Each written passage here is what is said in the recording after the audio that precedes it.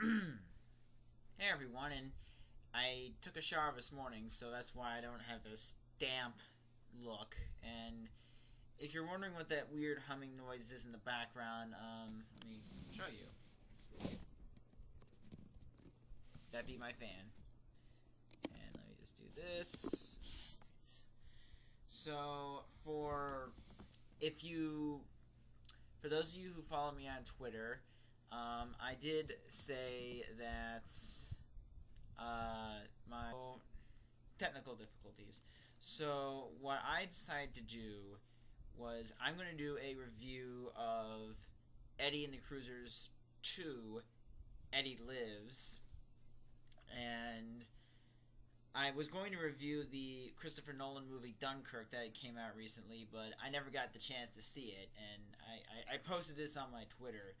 So for the 20 odd followers I have, you'll understand why. So some of you may remember my first review of the first film, Eddie and the Cruisers, which I'll say this.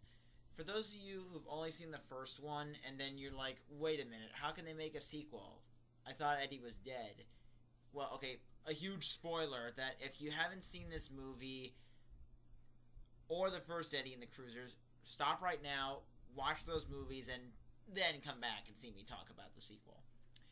At the end of the first movie, you do see a reflection of a man in a window watching this documentary about Eddie's band, the Cruisers, and it's actually Eddie Wilson himself, who has just been a recluse for the past 20 years, since from the 60s. And this film picks up right around the time where the Eddie Wilson fever has really gripped the world. And that kind of brings me to one major flaw in the movie, is that a lot of people in this movie refer to Eddie Wilson or treat him like he was some sort of musical god, a genius. And I just don't, I can understand why, because the music's really good, but they're treating him like a big deal when he only had one album that was released, 12 songs on that one album, and then he had another album that was never released until 20 years after the fact, and he had a few bonus tapes in addition to the two albums. So he really didn't have that much to go off of. I mean, and the hype they give him, you would think he was something like Elvis or Michael Jackson or Bruce Springsteen. You'd think he was a huge name artist that had a huge career, but they're treating a guy that had this much material released like he had this much material released.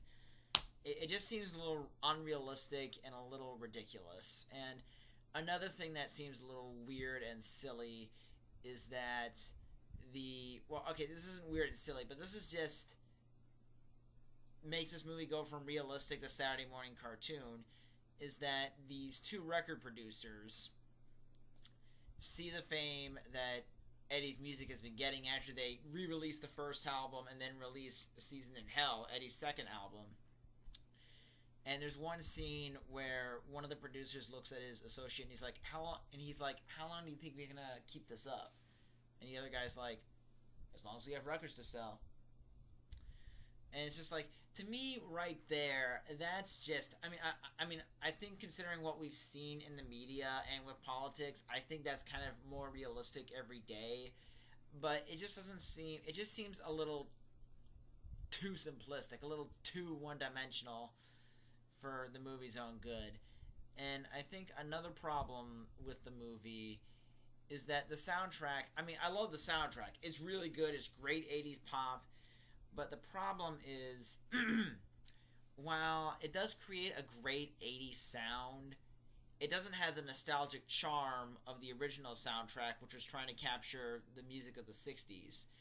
And when I listen to the original music from Eddie and the Cruisers from the first movie, I kind of think of, a middle-aged man looking back on his 20s or his teens and having these youthful misadventures with his friends, the women he chased, the moments he had, and it just takes you back to being a young man, or in my case, a kid again, with me being 22 and turning 23 in October. But when you make a movie that's more contemporary in terms of the soundtrack, you lose the nostalgic charm, because I know it's not what you're going for, but that nostalgic pull usually has a lot more power than most people would think. And the whole plot of this movie is that Eddie does turn out to be alive, and he gets caught up in making music again, while also trying to hide his identity from other people, so people can just judge his music as is and not get caught up in the Eddie Wilson hype. And the problem with that is that there's so many clues. There's like 3 really subtle clues in this movie that would, in real life, have given him away completely. For example, in one scene, he ends up going to his bar, and he's talking to the sax player from the bar band that's performing after their set. And he's like, "You got a great sound. You sound a lot like Wendell Newton." And, okay, so Eddie mentions Wendell Newton, the sax player that died in the first movie. And he also ends up singing and playing teach the band leader of that group a lesson after they exchange insults. And Eddie, he plays like Eddie Wilson. His voice sounds exactly like Eddie Wilson. And mentioning Wendell Newton, those 3 clues weren't enough to tip you people off that this was Eddie the whole time.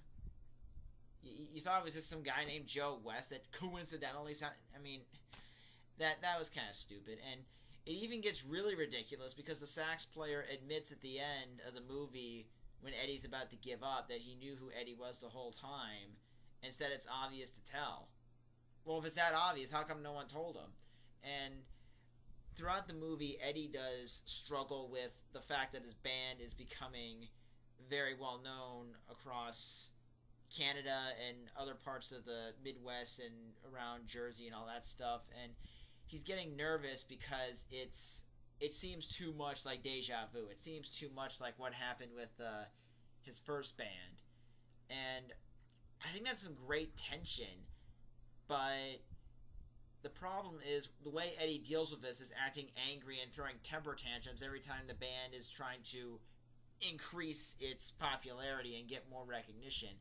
And at first you can make the argument that he really doesn't think the band's ready yet, but after the movie progresses, it does get kind of obvious that he's really just gun-shy about what happened earlier, and very rightfully so. I think anyone would be shook after that. And the only problem is that it gets to a point where he gets so angry he smashes his guitar in half, and then the sax player tells him that he always knew he was Eddie. And I would have forgiven all his temper tantrums that Eddie had if he admitted to the band right there after the scene with the sax player. If he had just admitted it right there, I would have forgiven anything, because that whole dramatic reveal was stupid, because they play that trump card in the first third when Eddie tells his new girlfriend who he really is, so that really defeats whatever dramatic potency the scene with the sax player telling Eddie he knows who he is. That loses the power of that play right there, you know? And I will say this. In defense of the movie, the soundtrack is really good. It does create a great... If you're one of those people that really loves 80s music and you're doing an 80s themed party, I can guarantee you this soundtrack will not disappoint. And I also like how the movie is trying to... This has been a running theme throughout the Eddie and the Cruisers films, is that there are some people out there that will only be interested in your art if they can make a buck off of it. And there'll be some people that will see great art but not understand it because they're too ignorant and narrow-minded to see what it is. The first movie with Eddie's album being rejected and then it turning out that that album's actually several years ahead of the 60s. Eddie's new girlfriend Diane is an artist, and her work is sadly rejected and ignored at her first art show, even though it's really good art. So there is some stuff there, and I think the best way to describe Eddie and the Cruisers and Eddie and the Cruisers 2 is that there's something there.